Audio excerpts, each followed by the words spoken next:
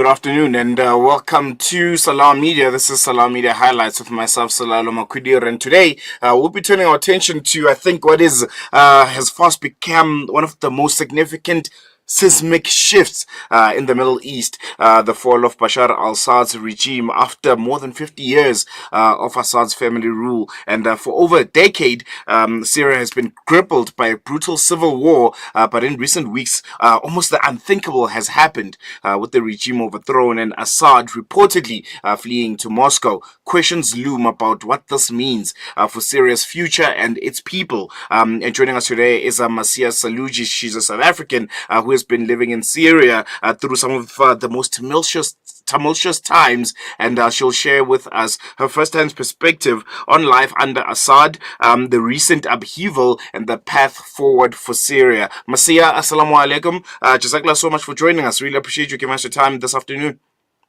Alaikum salam rahmatullah. I appreciate the offer. I think first and foremost, this is a very, very significant shift in Syria, and I think just for the Middle East and the world as a whole. But how have ordinary Syrians reacted to the fall of the Assad regime? The regime's collapse, one can almost say it happened surprisingly quick after so many years of stagnation. What do you think triggered this sudden shift, and how are people taking it in Syria? In terms of how they're reacting, in any civil war, you're always going to have sides. So definitely there are those who are not happy, and most people, majority of people across the country are really happy. It was just a case of always being too scared to speak up, even in those countries, especially in those cities under Bashar's rule, because of knowing what had happened to people in the past who had done so. A lot of people are still in shock, practically everywhere you go. Yesterday, I met my friend's mom and sister who had come from Aleppo, and they really just can't believe it seems too good to be true after such a long time to finally be free. So that's how people are feeling in terms of how quickly it happened. It was really unexpected. For a long time, there had been discussion going on, people saying, yes, there's going to be a fight happening. I myself had really feared, to be honest, for the past year approximately, because there was a lot of talk about a fight coming. And we know from past experience, when the fighting is happening, then mostly civilians get targeted, our areas get bombed. So we were quite expecting the worst, to be honest. But when it happened, it really happened so quickly. And alhamdulillah, in terms of casualties, this is probably the least amount of casualties we've had in a very, very long time. I want to touch a bit on, Assad and the family just in general. They've ruled Syria for almost 50 years now. From your perspective, what has been the everyday reality of living under what many might consider an Assad dictatorship? So, to be honest with you, I've never been in the area which is controlled by Assad. So I don't really know the first-hand experience of living under his rule. From the time I came in January 2015, the areas that I've lived in has always been under the liberated section of Syria. So I only know what it means to be on the opposite side of the civilians, to be under those civilians who have been bombed by Bashar. For many years, I can't remember a single week, really, that has gone by where we haven't heard news of someone dying, where we haven't heard news of someone injured. And alhamdulillah, to be honest, for a lot of people, this is just finally a sigh of relief, knowing that, inshallah, going forward, there's that heavy, heavy thought off our backs tomorrow, wondering if we go out, whether we're going to come back. Literally every time I've left my home, if I know I'm going, especially to the city, because the Idlib city gets bombed the worst, I'm in the countryside, so if I know I'm going to the city, I would message someone before I leave, telling them, look, if I'm not back tonight, please, this is where I plan to go, that is where I plan to go, because we know anything could happen, especially in the city. So this is what people have been living with, as in those areas which he doesn't have control over, when they don't agree with him. So we can't imagine what people have been going through in those areas where he has actually had access to. And I think the many, many videos coming out now of prisoners, of detainees, have given us just a little small glimpse into what they've been going through. I want to touch a bit on HTS, the group that toppled Assad. Well, they've had somewhat of a controversial history. What are Syrians saying about this new leadership, and what they might have to offer the country, and also someone that's also supposedly going to be the new leader, Abu Muhammad al-Golani. What do we know about him, and how are Syrians, warming up to him, if I can put it that way? Okay, so with regards to him, I don't have any personal information, just what I've heard in the general Syrian media from people who've maybe come somehow in contact with him or something. I believe he was initially part of Al-Qaeda. He had gone to Iraq during the Iraq war.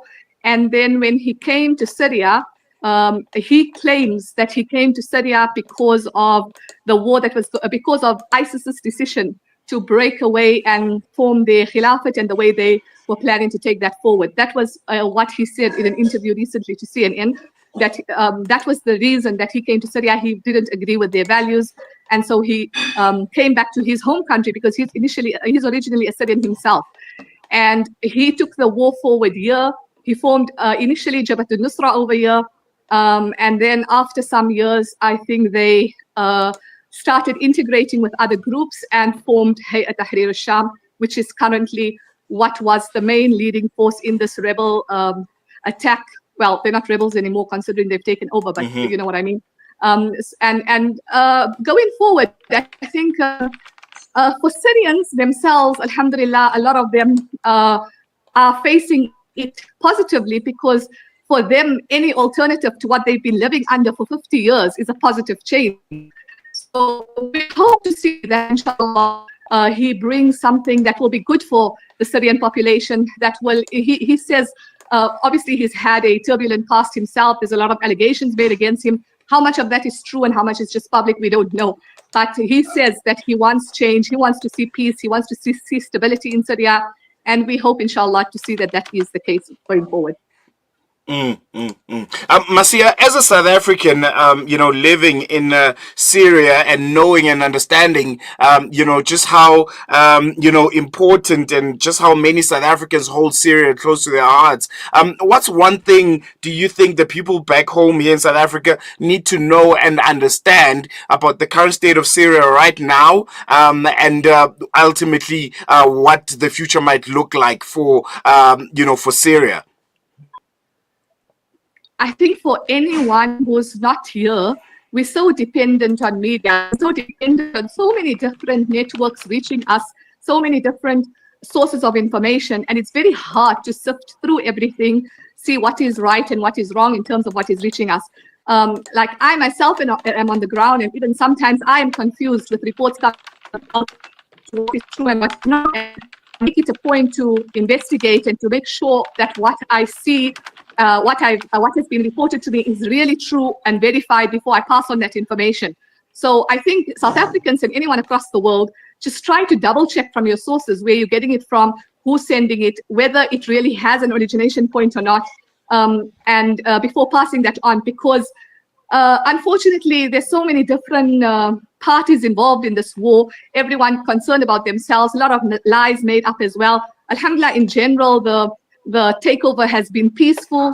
There has been some killings here, and they mostly when they would fight in a particular city, then Assad would send his planes, and generally, subhanAllah, I remember it was in Hama, where an entire family was wiped out because of one of the bombs that were dropped over there.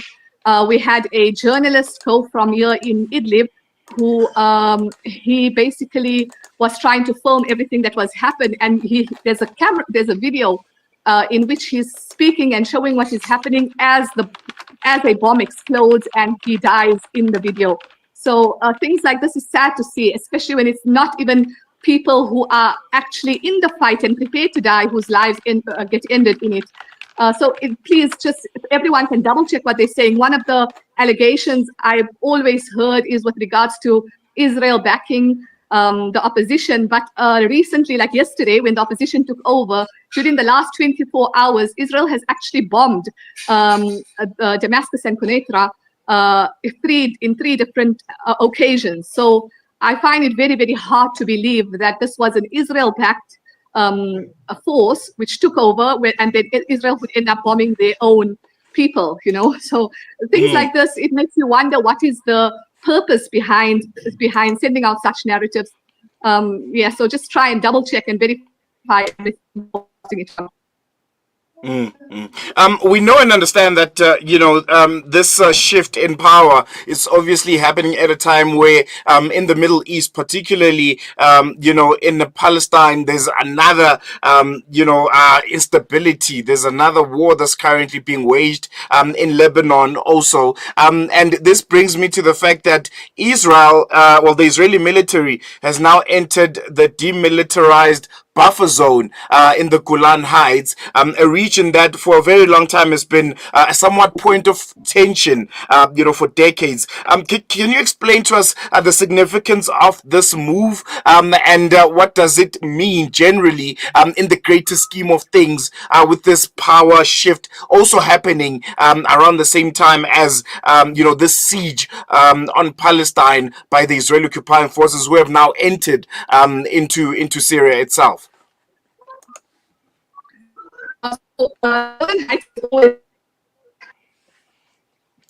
All right, we seem to have lost Maseeha there, but I think while we try and get her back, I think this is very, very important to note the fact that there's been somewhat of an entrance by the Israeli forces. They've entered Golan Heights, and they're being there. And this is quite interesting because it's happening at a very, very critical time where there's a power shift, a somewhat power shift in Syria. So that question there that I wanted to ask Maseeha is, how significant is this move? I think we heard yesterday that Israel's Prime Minister Benjamin Netanyahu announcing its military has temporarily seized the control of the demilitarized buffer zone.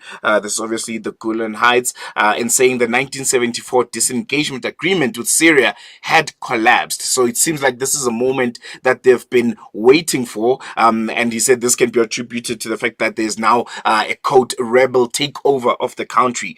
Benjamin Netanyahu also said he had ordered the Israeli Defense Force to enter the buffer zone in commanding positions nearby from the Israeli occupied part of Golan Heights. It's going to be interesting just how all of this will be unfolding in the next coming days. But we have Maseeha back, who's going to be just unpacking that for us. Maseeha, thank you so much for coming back. Before we lost you there for a moment, we just want to talk about the IDF, the Israeli Defense Force entering into Golan Heights, the significance of that move in the greater scheme of things. What can you tell us on that front? Sorry about that. I just had some bad internet, so I came to a better place. Sure. So with regards to this move, like you said, the Golan Heights has been a buffer zone for many years. And when the rebels took over, then Israel tried to move that buffer zone further out, which in itself is a display of the fact that they are worried what this will mean for them. Even the areas that they did bomb, one of those areas is a military airport in Quneitra, another is the Foreign Immigrations Office, and the third is an intelligence office. Now, the intelligence office part is what really could be worrying, because it makes you think what information was there that needed to be destroyed. In addition to that, there's the fact that when the rebels took over the prison, Sednaya prison, they freed 650 Palestinians, of which 67 of them were from the Al-Qassam brigade. So I believe that Israel may have been playing the game, and maybe in the past they were together with Assad deciding certain things, and now that their so-called puppet, I guess you could call it, is out of the way, they worry what that would mean for them in the future, considering their war with Palestine. No, I think very, very interesting developments there. But when it comes to just power within Syria itself, what do you see being the next step? Could we have a situation where, there's an election taking place, or, we're going to wait for this moment, to have the dust settle, and then we can decide on, or maybe the leadership can decide on what could be the best way forward? What do you think might happen in the next coming few days? Just speculating, of course. Looking at your proverbial, crystal ball, if I can put it that way. Okay, so that's a bit hard to determine, but based on what people have been saying and based on what Jolani himself has been saying, it seems that he's speaking about possibly stepping down from the role of leadership here and giving it over to someone whom he hopes would take it forward with the people. This is what people are saying. There's been polls going out in the Syrian channels asking people who they would like to see in leadership. 2 or 3 of those people are well-known names across the Syrian country, and people whom the Syrian people have in the past hoped to lead them. So it would be interesting to see. I myself would like to see what the end result of this is. I think it would take some time though, because right now, even though the Syrians have taken over, the Syrian opposition has taken over the most important place, which is Damascus, there's still other areas which are under PKK control. I don't know what their plans are for that, if they plan to take over the entire Syria completely, if they plan to leave some place for the PKK, if they plan to integrate the Kurds into the Syrian population. So it would be interesting. I heard that there was a lot of talks going on between them and the PKK leader over the past few days. So it would be interesting to see where that ends. Turkey themselves have said they don't want the PKK out of to keep what they have, especially those on the borders of Turkey. I believe because Turkey has had trouble in the past with the PKK, but where that will end, we'll just have to wait and see. And we're going to wait and see, definitely. But I think we're going to leave it here for now. We'll definitely be catching up with you. As the situation continues to unfold, and we ultimately see where all of this is going to end up. But I think a very, very monumental and a very seismic shift happening right before our eyes. But really appreciate you giving us the time today, Maseeha. We'll definitely catch up with you in the not so distant future. Jazakallah khair. Assalamu alaikum wa rahmatullah. Alaikum salam. That is Maseeha Saloojee coming to us live from Idlib. Maseeha is a South African who's currently residing in Syria, and as I mentioned, in Idlib. So yeah, she's just giving us the feel on the ground, how are Syrians taking this new change of events. The Assad family they've been ruling Syria for almost 50 years, and it looks like it has come to an end. This is a new chapter and a watershed moment in Syrian politics, and it's going to be interesting how this shift will ultimately influence the Middle East as a whole, because you now have new elements and new players who are coming into the greater conversation of the stability or instability of the Middle East, if I can put it that way. So really, really interesting times ahead. Just keep tuned in to Salam Media. We'll be giving you the latest updates coming out of Syria and the rest of the Middle East. But we're going to leave it here for now. Goodbye.